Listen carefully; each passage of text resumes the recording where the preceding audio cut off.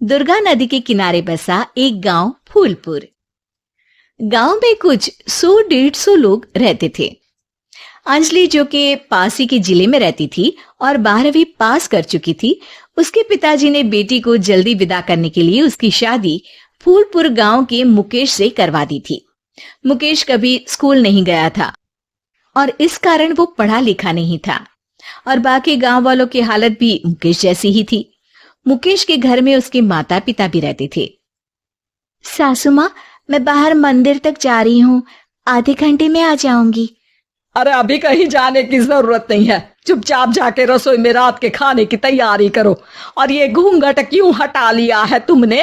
क्या पता नहीं कि इस गांव में औरतें बिना घूंघट के नहीं रहती। रात में अंजलि छत पर जाकर अपनी मम्मी से बात कर रही होती है। तभी गांव की 3-4 औरतें उसे देख लेती है और दरवाजे पर आकर उसकी सास से शिकायत करने लगती है। और क्या हुआ? आपकी बहू मटक मटक के किसी से फोन पर बात कर रही है, फोन पे लगी रहती है। अरे मंदिर के पास वो क्या करते हैं, सेल्फी रही थी। शहर की बहू रखना अच्छा शान की बात है, पर देखना इसके लक्षण से ये तो तुम्हारे परिवार को बदनाम ना कर दे। ये पहली बार नहीं था जब सास से गांव के लोगों ने अंजलि की बुराई या शिकायत नहीं की हो। अब तो ये रोज की बात थी। अंजलि ये सब सुन लेती है। जब वो नीचे जाती है तो मुकेश भी वहां आ जाता है। सास कहती है, बेटा, लोग घर आकर शिकायत करने लगे हैं बहू के कामों की, देख लो। पति हो, संयम से रखो इसे। माँ जी, मैं तो अपनी माँ से बात कर रही थी क्योंकि यहाँ कोई बात करने लायक ही नहीं है और अब मैं माँ के पास ही रहूंगी। वहां क्या रहना, वहां बाहर के लोग तो ठीक है पर घर के लोग भी इज्जत ना दे सके। अरे नहीं नहीं अंजलि, ऐसा नहीं है, धीरे धीरे सब ठीक हो जाएगा, तुम फिक्र ना करो। और अब से कुछ बोलना ही नहीं है, सर पे चढ़ा रखा है बहू को। सास मुकेश की नरम बात सुन के वहां से मुंह चढ़ाकर चली जाती है। मैं तो कहती हूँ हम दोनों शहर चले जाते हैं। मैं पढ़ी लिखी हूँ, मुझे वहां नौकरी भी मिल जाएगी और थोड़े दिनों में आप भी वहां कुछ काम ढूंढ लेना। अरे नहीं नहीं अंजलि, हम यहाँ ना गांव का खेत, माँ पिताजी को छोड़कर शहर नहीं जा सकते। माँ पिताजी को कैसा लगेगा और गांव वाले क्या सोचेंगे? ये कहकर मुकेश सोने चला जाता है और अंजलि की गांव वालों द्वारा बुराई का सिलसिला बहुत दिनों तक चलता ही रहता है। लेकिन अंजलि गुस्सा ना दिखाते हुए समझदारी से काम लेती है। बारिश का मौसम चालू हो जाता है। जोरदार बारिश से पूरे गांव में हाहाकार मच जाता है। दुर्गा नदी में बाढ़ आ जाती है और बाढ़ का पानी पूरे गांव की फसल तबाह कर देता है। फसल की ये हालत देखकर गांव वाले निराश हो जाते हैं और बात तो यहाँ तक पहुंच जाती है कि कुछ लोग तो अंजलि को इस सब का दोषी ठहरा देते हैं। अरे पूरी फसल तबाह हो गई, पता नहीं किसकी नजर लग गई है।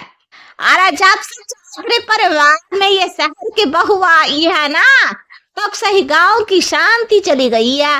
इसके कर्म कांड से माँ दुर्गा नदी भी खुश नहीं है। ये सब सुनकर बेचारी अंजलि रोते हुए अपने घर चली जाती है।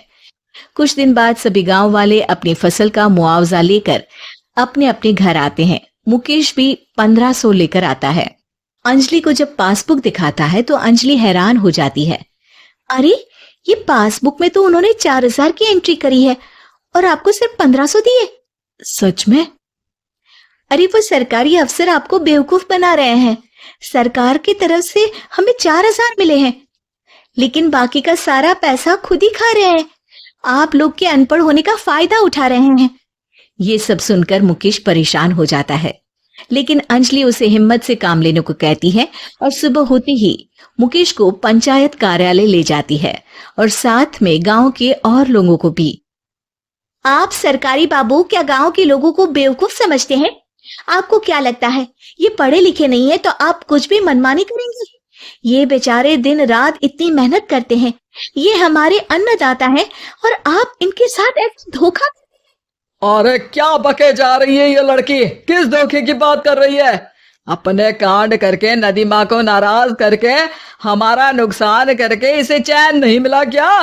सरपंच जी, इन सरकारी बाबू ने मुझे बेवकूफ बनाया है और मेरे हिस्से के पैसे खुद चट कर गए।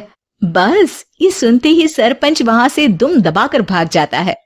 पता चलता है कि जनपद अधिकारियों ने गांव के सरपंच के साथ मिलकर सबके साथ धोखा किया है।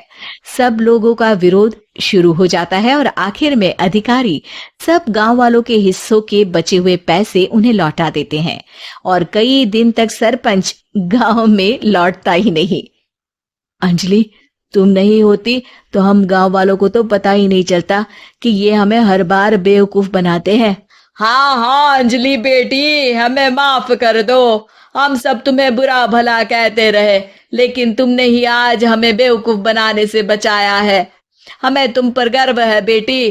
अब समझ आया कि सरपंच तुमसे नहीं, तुम्हारे पढ़े लिखे होने से नफरत करता था।